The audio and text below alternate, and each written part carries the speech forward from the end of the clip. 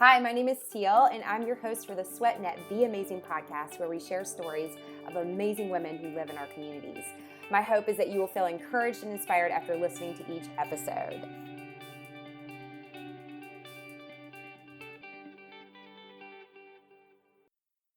Hi, everyone. Welcome to the Be Amazing Podcast hosted by SweatNet. I am thrilled that you're here with me again today. Before I get started, I just want to say thank you. Thank you for listening. Thank you for sharing. Thank you for sharing the podcast with other women in your life, but thank you for sharing with me how it is affecting you, how it is impacting you, like stories that you relate to, people that have inspired you. Like, I would just ask that you continue to do that, because the women that come on here and share their story appreciate that as well, because it takes courage to open up and be vulnerable and and just put yourself out there. So with that said, if you have a story or if you know someone that is ready to share their story, please reach out to me. You can reach out to me through Instagram at itscelsmart. You can message me there, or you can send an email, itscel@gmail.com. And I would love to talk to you and set up a time to share your story. So let's get started with today's episode. It's all about identity, and that our identity is not wrapped up, it should not be wrapped up in what we do. It's who we are. It's about the core person that you are. And my guest today is Mudge Norris, and she shares her story and of how she was a collegiate athlete, 20 years old. She was a diver for Carolina. Her whole world was being a diver. In fact, she was known as Michelle Diver. And her world came to a complete halt with that when she had an injury, and she had to make a choice if she was going to live a healthy life moving on, or if she's going to continue to dive. And so she made the decision to go through recovery in a very unique way, and she's going to share about that, and then found the blessing in it. So stay tuned for this incredible conversation with Michelle. Welcome to the show, Michelle. I'm so glad you're here today. We're going to have so much fun talking. I can't wait. Thank you. I'm excited to be here. I appreciate this honor. Yeah. Well, before we really dive into questions, I would like for you to take the opportunity just to tell us a little bit about who you are. So, I am the director of corporate wellness at SweatNet. My passion is for sure fitness and nutrition. I've grown up as an athlete, and I know we'll get into that a little bit more. But I spend my days helping improve the health and well-being of busy professionals. I also am a CrossFitter. My husband owns a CrossFit gym. I am the mom to a 6-year-old black lab who is our fur baby, very important member of our family. We're up here in Huntersville, North Carolina. This is where I'm born and raised, and then made it back here. And I think I'm one of 3 people that's born and raised in Huntersville. And that's all you need to know. That's great. Well, actually, here's something funny that we didn't even talk about. My dad is from Huntersville. Oh my So, gosh, so it's me, your dad, and one other person. yeah. But so my grandmother, we lived with her for a long period of time in Huntersville. And I remember there were 2 things that were in Huntersville that were like the major things. And it was Tasty Freeze and Maxway. And I don't know if you remember that or not. You might be too young for that. I don't know that I even That's what I remember grew up with. that. That's what I grew up with. So like, Wow. those were the 2 things in Huntersville, because it was nothing. Like No, nothing. it was farmland. Did your dad go to North? I think so. I should know this, and I have to ask him. I'm gonna have to go back and ask him now. But that's crazy Yeah. that you're originally from Huntersville, because you don't hear that a lot. No, yeah, people, it's all transient. It's all transplants now. People came around from the North, but anyways, yeah. Yeah, super cool. Well, let's go ahead and start the conversation about you being an athlete. And I really want you to talk about your diving. When did you know that was your sport? So I was a gymnast. My dad was a gymnastics coach growing up. He started a gym in Winston-Salem, and so my parents and my mom was actually a gymnastics coach too. And so when I was like 2 years old, they threw me in a gymnastics program. I did that until I was 8 or 9. I had a pretty mean Russian coach. It was one of those things like you cry every day, but you keep going. And one day I just had enough, and I was getting too tall anyways. And so I started playing tennis. And I did that for a few minutes, and then I broke my arm, and I couldn't hold a racket anymore. And I honestly didn't love it anyways. My dad's a daredevil. He's a pilot for American. He's a skydiver, was a professional skydiver. just I got that gene. He was a diver as well and a gymnast, and tennis wasn't enough for me. It wasn't enough life threatening, I guess. I don't know, it sounds crazy. So we had a trampoline in our backyard where I grew up. And one of the kids, we had neighborhood kids all the time coming over on the trampoline to play. And one of these kids we're doing all these tricks. Like, oh my gosh, how did you learn to do that? And he's like, oh, well, I'm diving. You should come try it. And this was right after the aquatic center in Huntersville had been built, and it was an Olympic facility. I was like, okay, I'll give it a shot. And so that's when I started, and I really loved it. It was enough of that adrenaline rush that I needed to fulfill my daredevil, whatever gene that I have. And I knew that it was for me. The second that, I think it was after a few practices, my coach had called the house. This was back when we had house phones and like answering machines, and he had left a message on our answering machine. And I remember like standing around the little thing with my parents, listening to my coach Ted Hawtaw at the time say, "You have really good potential in the sport. You have great lines." And I was like, I don't know what lines are, but that sounds like I need to do this sport. I did not no clue what lines were, but I was like, yeah, I'm in. Okay, I'm hooked. So that's when I knew that diving was for me. Oh my gosh, I love that. And I love that what he said, like, it's almost like he knew what would like grab you. Oh, he did. He did. He became a second father figure to me. Truly one of the most influential people in my life to date. So with diving, where did that take you? Like how far did you go as far as a diver? Yeah, so that was probably 10, and then I did it for the next decade. I dove through high school. High school diving isn't super competitive, so I dove for a club team. That's where you really get recognized by college coaches and things, and through USA Diving. And so I did that for until I was 18, and then I went on to Chapel Hill, where I dove for Chapel Hill. And that was where my career got a little messy with an injury, and I had to hang it up after my sophomore year. But it was one of the biggest blessings that ever occurred in my life, in hindsight, anyways. Well, and because of that injury, like it really has taken you on a path that has led to where you are now. Tell us a little bit about like the injury and like recovery and what was that like for Mhm. you? Yeah, so when I was 20 years old, I herniated a disc in my back for the third time. Um, for those who, well, many people probably know, but water is not super forgiving when you are coming from a high platform.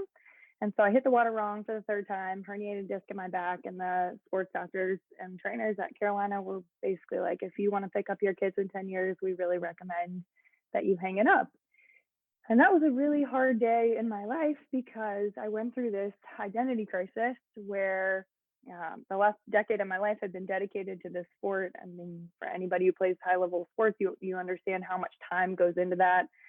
3 hours a day during the school year when I was in high school, and then 7 hours in the summer times every day, and then getting to college, and you have 2 to 3 practices a day with weights, and then you have study hall commitments and team meetings, and you're traveling.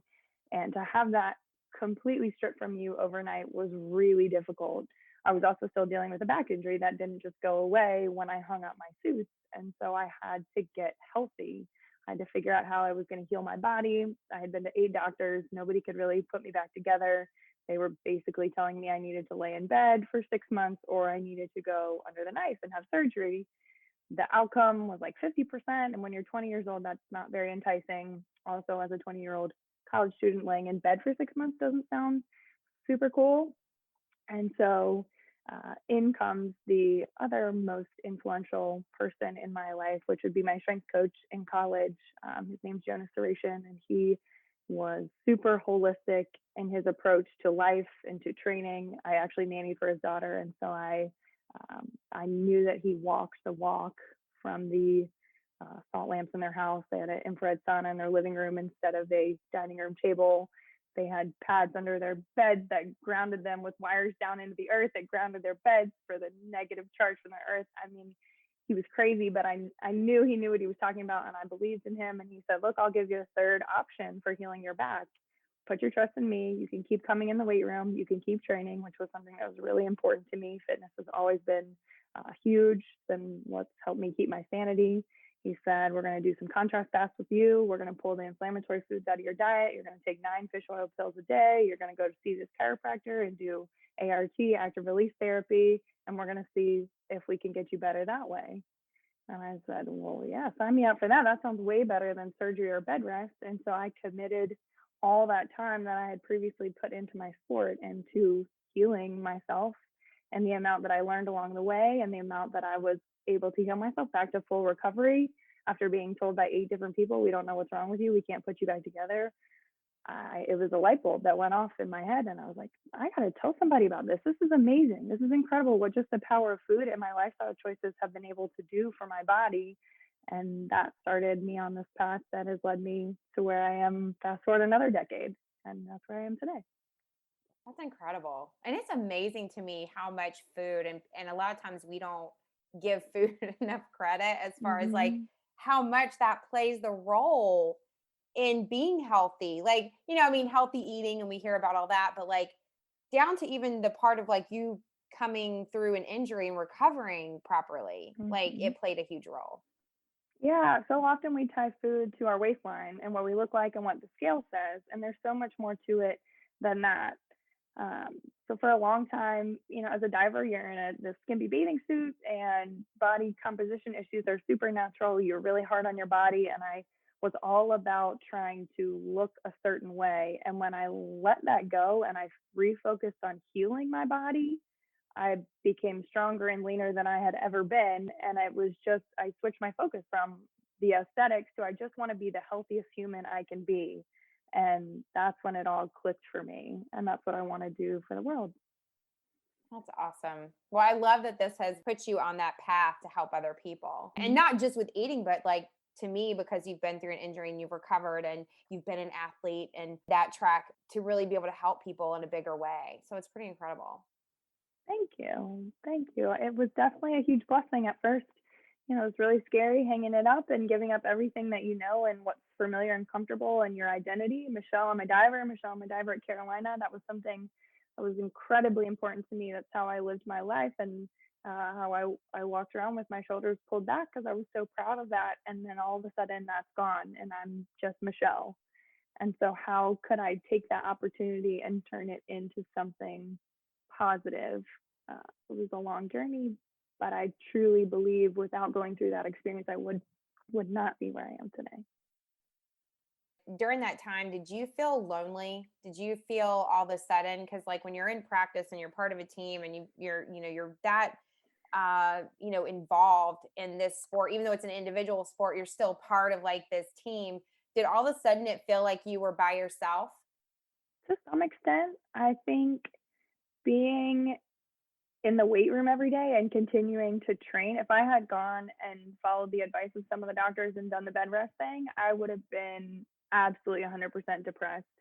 But having that outlet so at Carolina, every strength coach has to have 2 sports. And so our strength coach, we got so lucky in diving, was men's basketball. And then he had to have another sport. Men's basketball is a full-time job and a half. And so they gave him diving, which is literally a half a sport. Swimming and diving compete together in college. And so to check the box to have 2 sports, they gave him diving.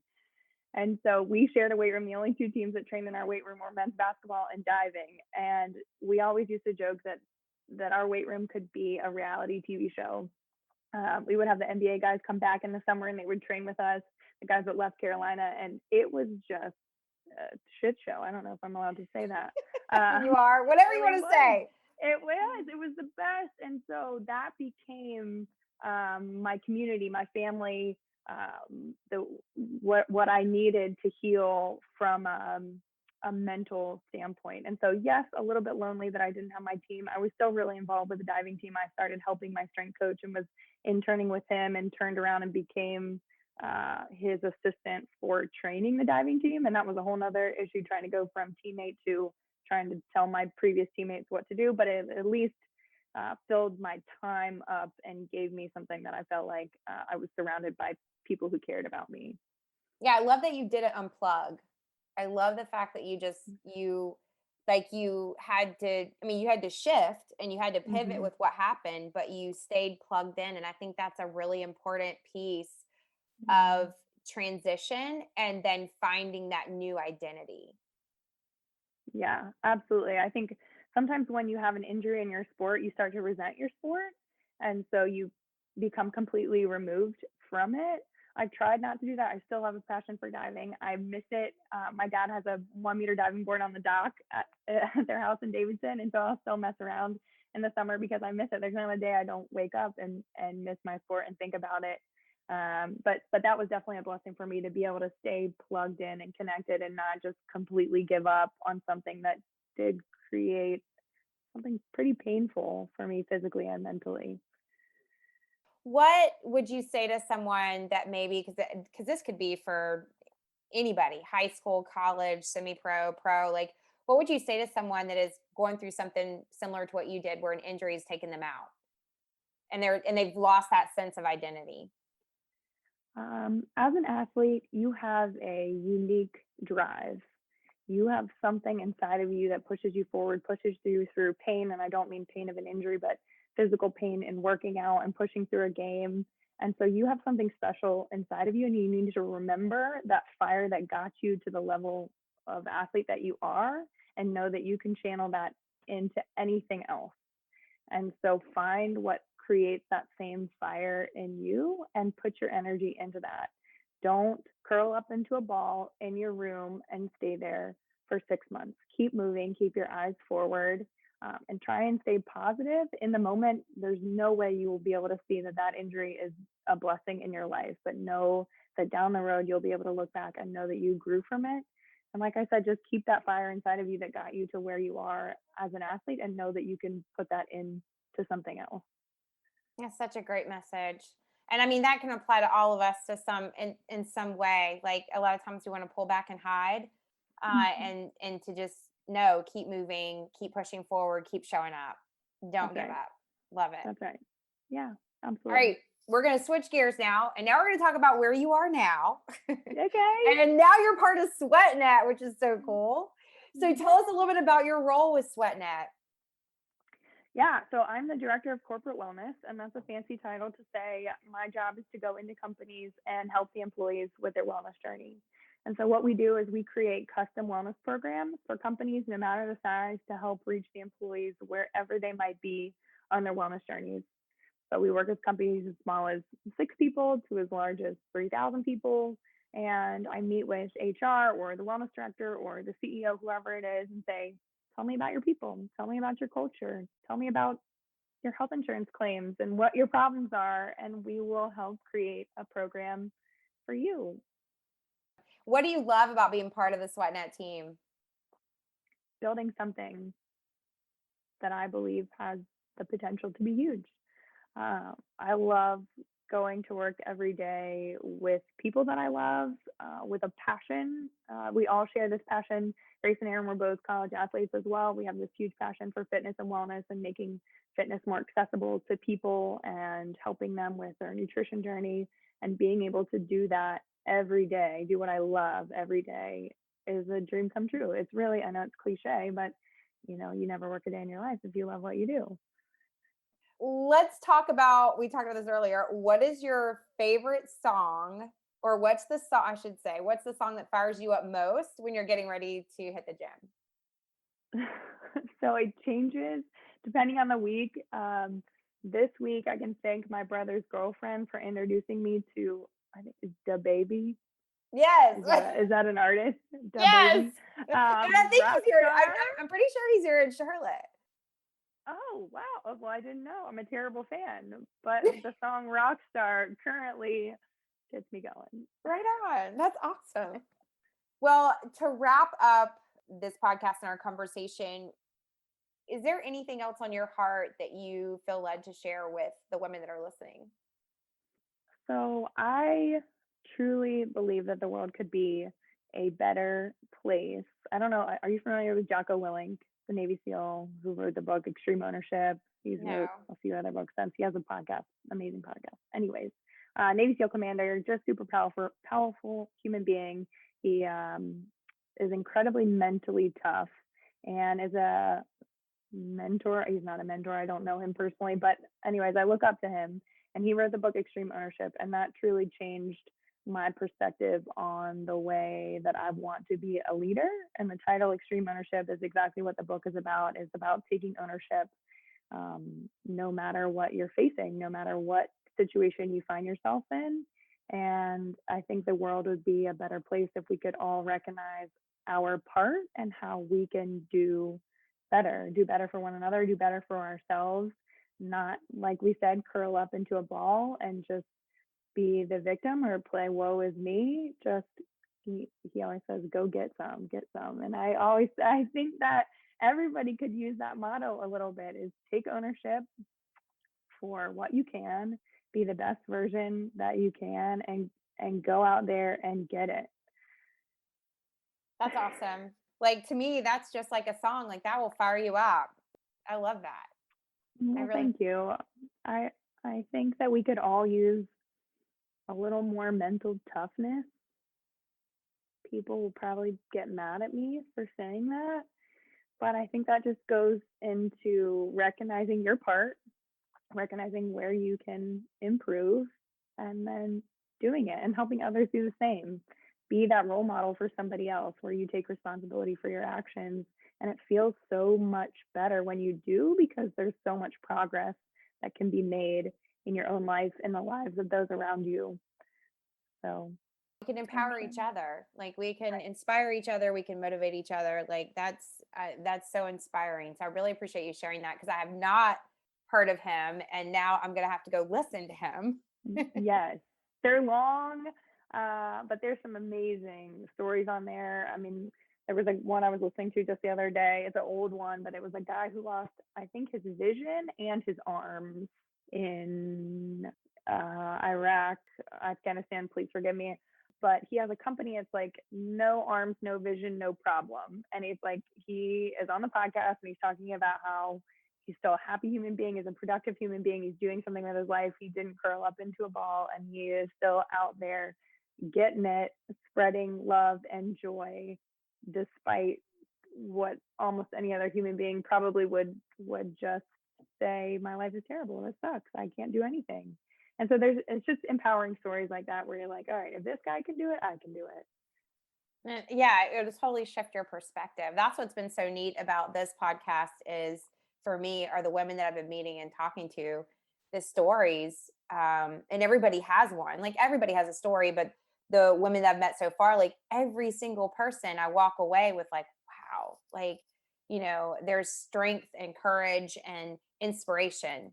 And it makes me want to push harder just by talking with people like yourself. Like, that's what this is all about. Then that's the way it should be. We should have that it's almost like an energy, or like a tennis match, a back and forth, where you empower each other and inspire. That's so cool. Thank you for, thanks for sharing that. Yeah. And I love what you're doing, and I appreciate you empowering women. I think it's an amazing time to be alive, despite all the shit that 2020 threw our way, because we can accomplish so much. We are a women-owned business reaching tons of people in the Charlotte area and growing across the country. And there was a time where no one would have ever dreamed of that. And so for you women out there that want to start a business or, have this dream, go get it. Get some. Get some. That's right. Get some. Start saying that. Spread that. I am. Hashtag get some. Like, hashtag it. We'll hashtag it on this podcast. Yes. That's awesome. Perfect. That's great. Well, where can everybody find you? I know they can find you on SweatNet, but can they find you on Instagram, Facebook, or do you have another website? Like, how can they contact you? I know I told you. So if you watch The Social Dilemma, there's a good chance you deleted your Instagram app from your phone, like myself.